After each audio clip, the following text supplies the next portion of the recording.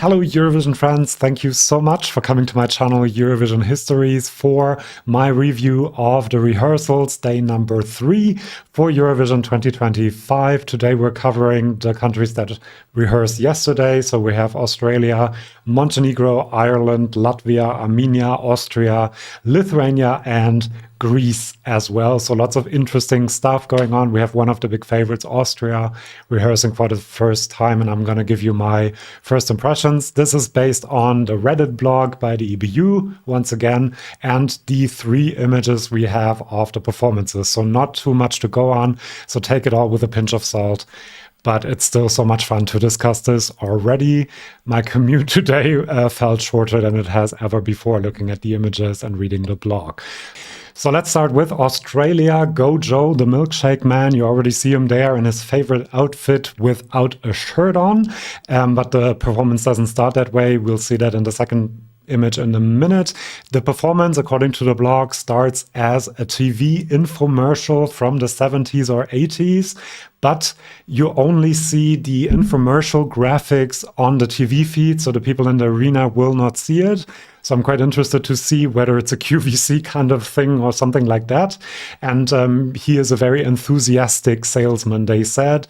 The whole thing is kind of inspired by the 70s and 80s. Let's look at the next picture. You see his outfit, and also the backing dancers' outfits look quite 70s to me, at least, and also quite colorful. And it's a bit inspired also by the music video, even though the van from the music video didn't make it to Basel, but another prop did. I find the shoes quite interesting that he is wearing. It reminds me a bit of the Wizard of Oz. According to the blog, during the finale of the song, after the Yum Yum part that has a bit of interactiveness, obviously, with the audience, the graphics will flood every corner of the stage in pink neon laser disco party colors. So interesting description there. It all feels a bit, also if we look at the next picture, like they know they're not going to win overall, but they know that they can probably do well with the televote, and they want to qualify from the televote only semifinal. So they just throw everything they have at it, and that's fine. I think it might be a bit too much for the juries, might turn a few people that might have voted for the catchy pop song off. But yeah, I understand what they're trying to do. And obviously he's a character and he needs an over-the-top staging. And you see a huge, I don't know whether it's supposed to be a cup. Oh yeah, I just saw the straw. I didn't see that before. So it's a huge milkshake cup, I guess. And you see in the graphics also that a few bananas and stuff is being put into the whole thing. It's a bit literal, obviously, but for Eurovision to stay memorable makes complete sense, I think.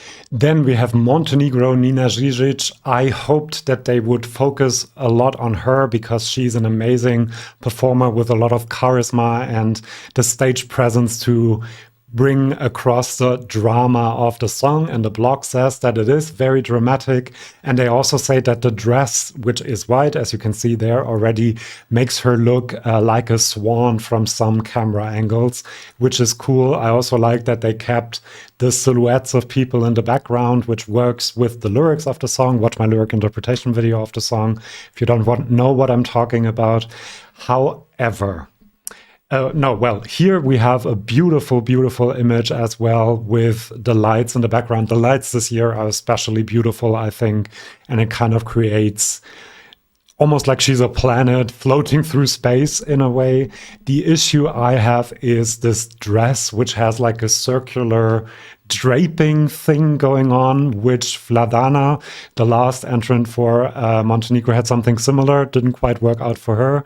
It kind of looks like she is sinking into a very soft mattress in a way, and the fact that she has the blindfold on like she did in Monte's song makes it almost seem like it's a sleeping mask. So I'm not a big fan of this.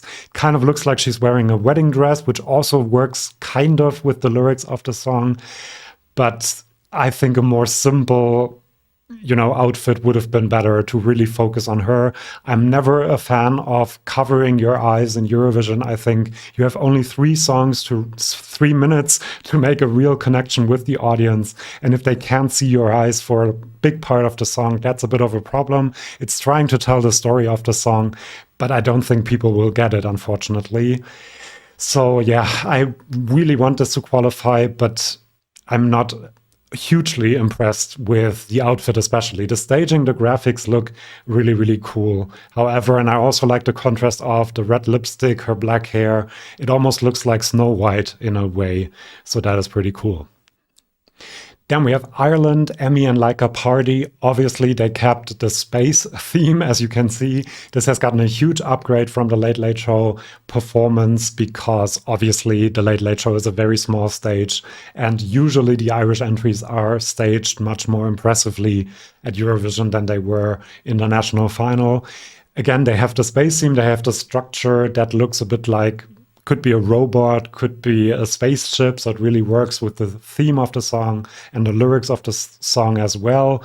It looks a bit like Back to the Future as well, with her brother in the front as well on his keyboard, which is kind of my favorite part of the whole performance. Her outfit has gotten an upgrade as well. She's now has a hood, which is cool because she can reveal her face at some point in the performance. Silver boots, silver dress, so everything silver. There are also 4 backing dancers, and the blog said that the graphics in the background at some point show animated marching space dogs. If you've been to this channel before, you know that I'm not a fan of the dog graphics. I think the song is too direct as it is, and adding the dog graphics is maybe a bit too literal, but it looks much better, obviously, than in the national final. There you can see, have a better look of her upgraded outfit.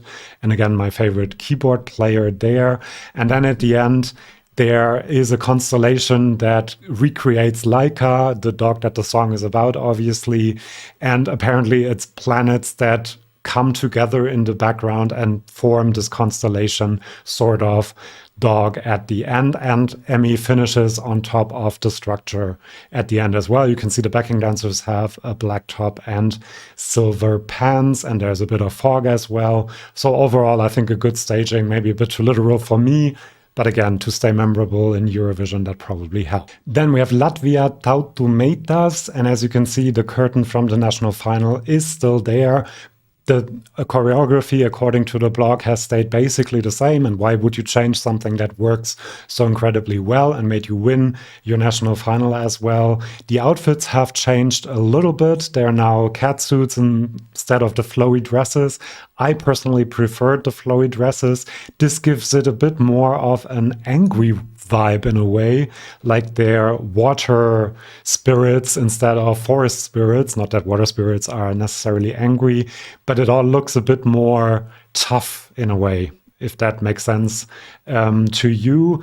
The blog says that the LED wall gives them tails to make them look like animals at some point, which sounds cringeworthy, but I hope that they found a way to make it look good. Maybe it was the animators of the movie Flow, which won the Oscar for Latvia. There were rumors that they had something to do with the background images and graphics. Don't know whether that's true.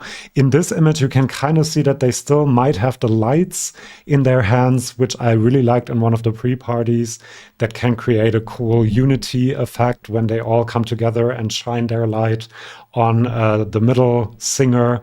We can see there. Here you see the curtain again, great effect. Obviously also the color scheme is just beautiful. And I think here we see, again, it looks a bit more watery than foresty now. But that's not a bad look, actually. And they kind of look a bit like Raven, which I'm not Slovenia last year. And I'm not sure whether that's a great thing or not.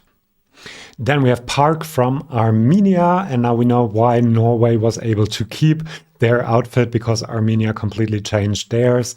I think this looks much better than in the national final because it makes him look way more modern. He has white, black leather pants and this tank top. It looks like he's going to a club somewhere, and it gives him more freedom to move, I think, as well, which is good, and which is apparently quite important for this performance, because according to the blog, he's on a treadmill for a lot of the performance, sprinting during the more intense parts of the song, and then slowing down when it's a bit less intense. And the blog also says that it's quite a complex performance, which I read into that maybe there were some technical difficulties, though maybe that's overthinking it, probably overthinking it. I also asked myself how his vocals will be if he's running and jumping around all the time, because they were quite shaky already in the national final performance. We see here, you can see there is really a workout kind of going on. He's jumping, he's running, so lots of stuff going on.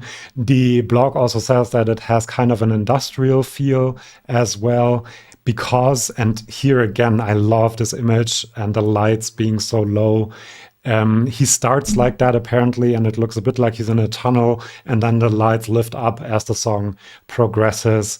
And overall, I think this performance on paper looks and seems a lot more interesting than the national final performance, which was a bit disjointed and didn't help underline the strengths of the song. Again, I'm not quite sure how he will sing this song, doing all of the acrobatics that he has to do. Next, we have Austria, JJ with Wasted Love, one of the big favorites to win a Eurovision, second in the odds at the moment, and one of the most anticipated stagings this year for several reasons. We didn't have a national final in Austria, obviously, so we haven't seen a staging for this at all. We only had the music video, which the staging is kind of inspired by, it seems like. And then also because the song is hard to stage. I think it has two very unique parts, the opera part at the beginning and then the electronic part at the end. And you need to find a staging that brings both of these together and doesn't seem disjointed. And I was very skeptical that they would find a way to do this. And I think they have managed to do it. JJ is on a boat throughout the entire performance, and according to the blog, it is incredibly dramatic. The whole thing is in black and white, as you can see. That's not a problem on your screen. It is actually all in black and white, which is a technical difficulty. It is also a very risky move, I think, because for some people, it might turn some people off because it looks a bit like an art house movie, like it's high culture that is not as accessible. However, it also helps it stand out a lot because it will be the only black and white staging we have this year. And really, since the 60s, I think the first Eurovision staging that's really in black and white entirely. Maybe I'm wrong about this. If I am, leave a comment. So it's a risk, but it could pay off because it stands out. It might lose a few televotes maybe, but I think the juries will really love this because it gives it a bit of a classy, high culture vibe that the song is really going for with the operatic vocals as well. And the way this staging works so well for this kind of song, I think, is because he's on the boat and a storm is brewing. It's very dramatic. He has to hold on to the mast, not to fly away maybe. There's a wind machine, as you can see there. And that makes sense because the slower part is before the storm starts, then it builds more and more as the storm builds. And then the electronic part can be very well integrated into the staging with a very strong storm where the rain kind of hits you in the face. That makes a lot of sense, I think. The funniest comments I saw about this is that he's from a landlocked country, Austria, performing this in another landlocked country, Switzerland. And yeah, but I mean, there are lakes in Switzerland and Austria, so a storm can also happen there and you can be on a boat. You see there, by the way, that the boat is made up of books, I think, and a suitcase. So it's an interesting sort of boat. And obviously the huge LED wall will also help make this very impressive with the storm becoming more and more intense. The blog also says that JJ performed something like a contemporary dance during the whole thing, and the performance ends with an overhead shot, and somehow, I don't know how really, it looks like the boat is sucked away, and then it ends with a big lighthouse appearing. And this image especially makes me think of the movie The Lighthouse, which is an art house kind of movie that a lot of people might find boring. But I mean, this image just looks very cool, like a movie from the 50s or 60s. So well done, Austria. They have been going up in the odds, and I completely see why, because this will stand out on the night. Then we have Greece, Asteromata by Klavdia. She apparently starts the song on something that looks like a pier, I think on the LED floor, surrounded by water. There's some overhead shots as well that show that, which makes a lot of sense with the lyrics of the song.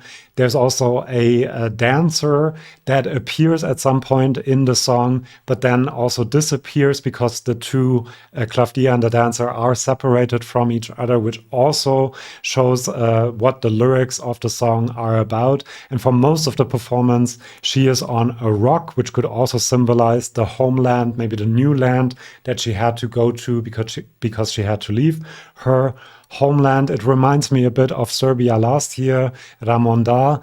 I don't really understand the dress here. Obviously, she's in mourning because she had to leave, but it doesn't really create a great contrast with the rock. It kind of almost seems like she's part of the rock. Maybe that's a symbolism kind of thing that they wanted to do. She does look a lot like Nana Mouskouri with the glasses and the black dress, which is not a bad thing, but I don't know, I would have gone for something a bit more lively. I understand that the song is not about a positive thing, but still the background adds a bit of contrast, which is good. There are again flames and lava and volcanic landscapes, which seems to be a theme this year. And I'm a bit worried for Greece because it's coming after Austria and after such a high intensity performance. People might still be, I think there's a big five country in between, but still people might feel that this is a bit too subdued, or maybe it feels like a breath of fresh air. We shall see what happens. And then the last image is just incredibly beautiful. Again, the beautiful lights this year. And you can see, let's go back to the other one, that there is a change in color scheme probably as the song progresses and the instrumentation. So I quite like that. Again, not so sure about the rock here. Then we have Lithuania Katarsis with Tautumeitas. Basically, this has stayed more or less the same, but has been upgraded like some other performances. They have, I think, the same outfits as in the national final, an eerie vibe, landscapes, kind of desolate landscapes, according to the blog as well.